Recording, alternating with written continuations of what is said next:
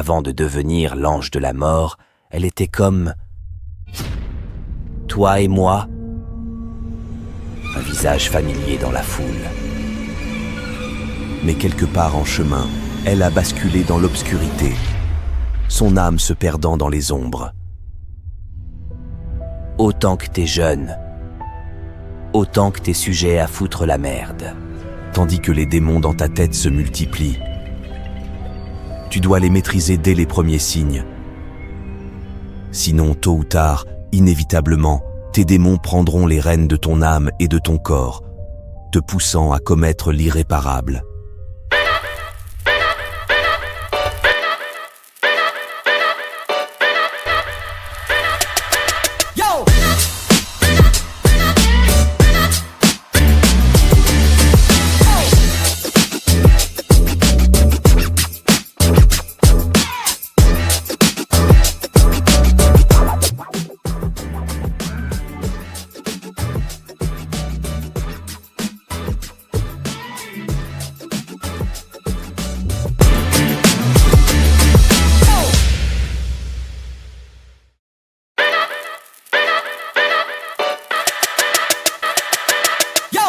Scénario classique, une après-midi comme les autres, un groupe de jeunes en quête de plaisir intense organise, comme à leur habitude, ce qu'ils appellent un Project X. Et comme dans toutes les fêtes d'adultes dignes de ce nom, l'alcool est au rendez-vous.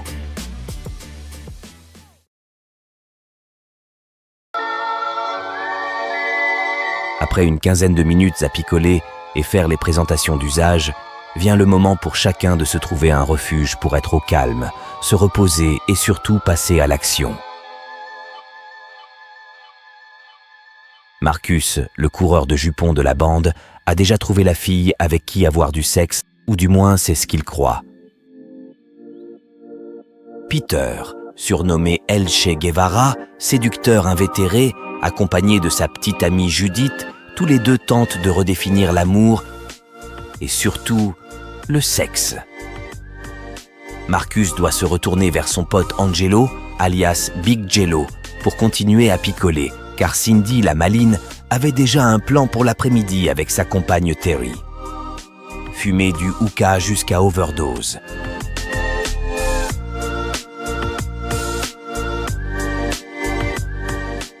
Peter s'ennuie déjà et veut passer à l'action.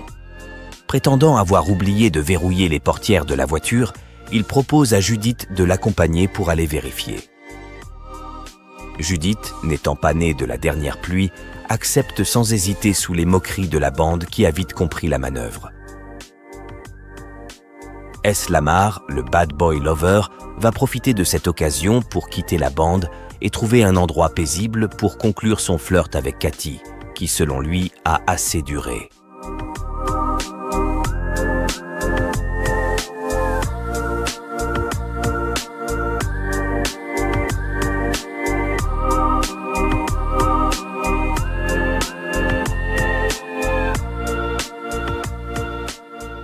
Le bad boy lover sait très bien que pour avoir ce qu'il veut, Cathy doit absolument baisser sa garde. Et il n'y a qu'un moyen d'y parvenir, la faire perdre le contrôle. C'est là qu'il va lui-même perdre le contrôle de toute la situation. Un inconnu, soi-disant habitué de la maison, vient par hasard lui proposer de la bonne coke contre quelques billets, histoire de clôturer la vente de la journée.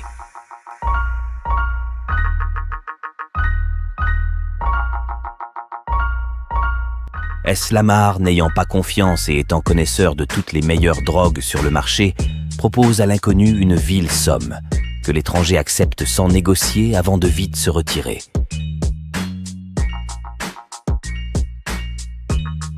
Pendant que Peter et Judith vérifient encore les portières de la voiture à leur manière, le plan de Cindy et Terry fonctionne à merveille. Hookah et cigarette, une combinaison qui ne fait que monter la pression.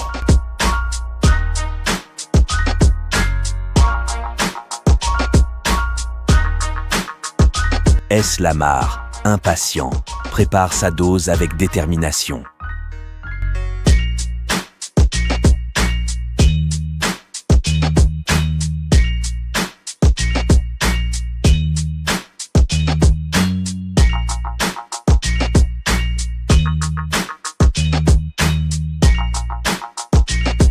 Cathy choisit ce moment pour intervenir, espérant le dissuader en évoquant l'avenir de leur fragile relation. Lamar, avec un air arrogant, lui rétorque que si elle veut vraiment jouer dans la cour des grands et affronter le bad boy lover, elle doit être à la hauteur. Pour lui, sniffer de la coke n'est qu'un jeu d'enfant, un test basique. Cathy refuse catégoriquement et résiste face à Lamar, qui commence à perdre patience. Sa frustration monte, il recourt à la force. Cathy se débat violemment, lui criant d'arrêter, et parvient finalement à se libérer de son emprise. Le bad boy lover, une fois de plus, vient de rater son coup.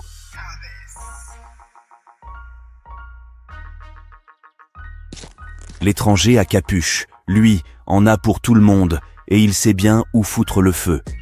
Cette fois-ci, une dose pour Peter.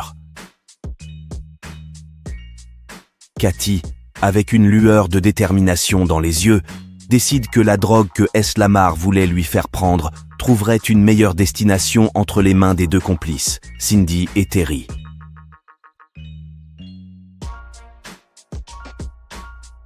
Avec assurance, elle l'ajoute à leur préparation de hookah, espérant les conduire à l'extase qu'elle recherche si ardemment.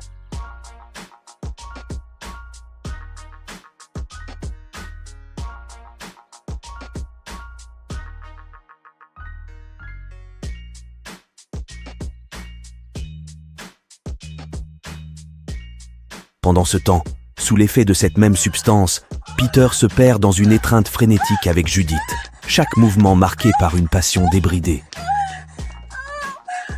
Les murs de la maison résonnent de leur désir incontrôlable.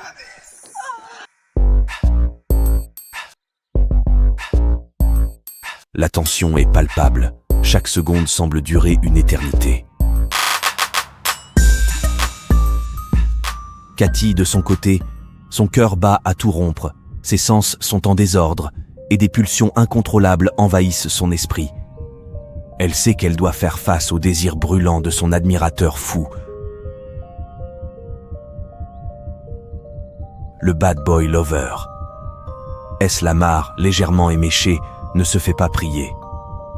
C'est le moment crucial de sa journée, l'instant où il peut enfin être seul avec Cathy.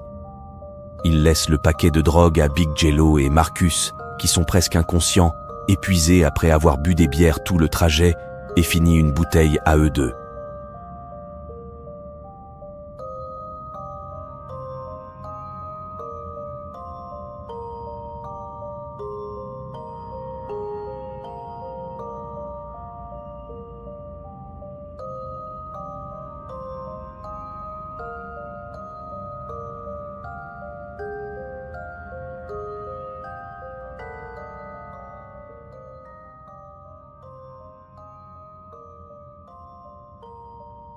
Dans l'espace clos de la voiture, hermétiquement fermé, moteur éteint.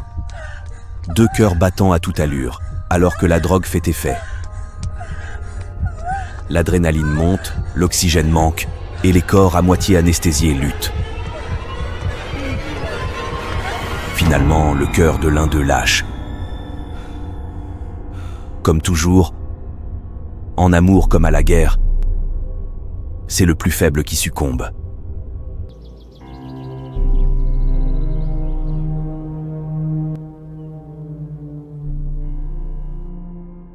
D'un autre côté, Terry ne se sent pas bien et quitte Cindy pour aller se laver le visage.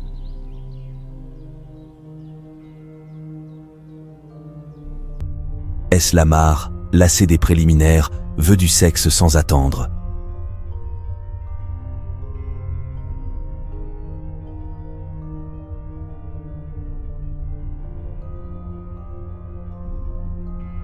Cathy essaie de poser ses conditions, mais le bad boy lover s'en moque éperdument. Ne pouvant plus contenir ses pulsions et ses palpitations frénétiques, il recourt à la violence. Cette fois, il décide de mettre un terme à cette mascarade. La tension atteint son paroxysme lorsque Lamar sort un couteau qu'il dissimulait toujours sur lui et poignarde Cathy.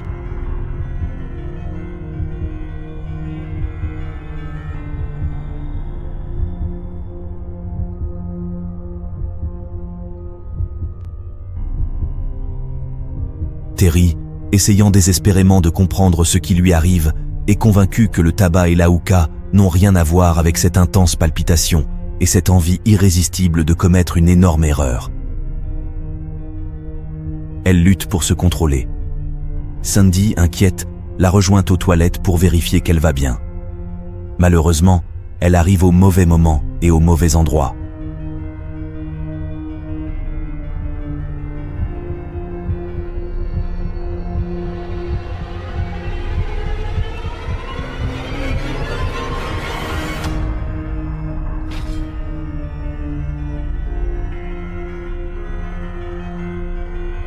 Cindy finit avec une paire de ciseaux plantés dans la jugulaire.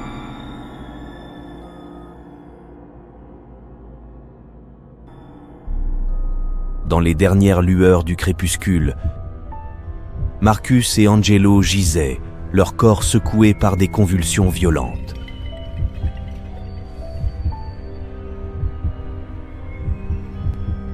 Leur souffle s'était transformé en halètement irrégulier.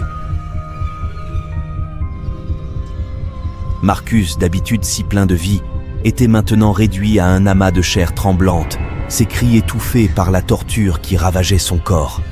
À ses côtés, Angelo, autrefois un roc solide, était plongé dans une danse macabre de convulsions, son visage déformé par la souffrance. Leurs supplications étaient presque étouffées par le bourdonnement de l'air. Leur agonie semblait interminable, une torture sans fin dans l'obscurité croissante.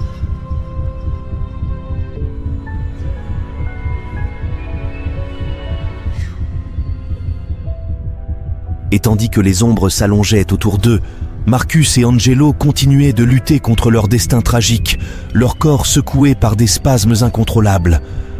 Leurs plaintes se perdaient dans le vide, un écho désespéré de la tragédie qui se jouait sur cette terrasse abandonnée.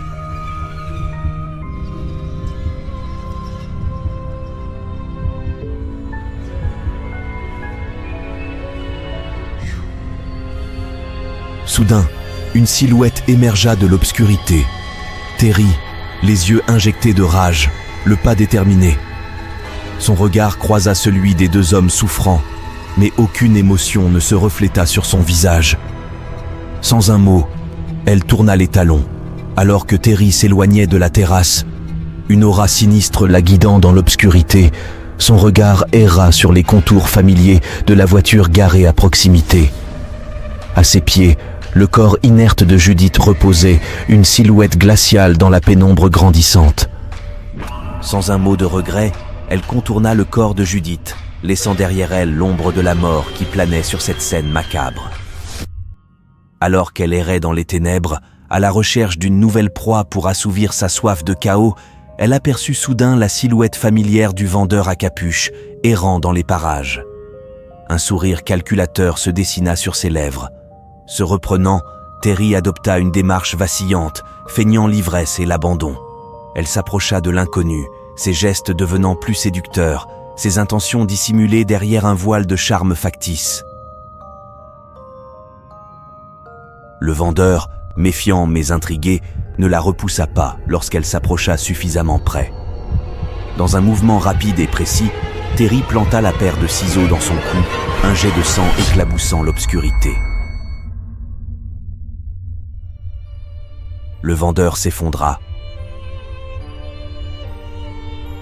Terry, son regard fou brillant d'une lueur de triomphe, s'accroupit pour s'emparer du sac contenant la substance.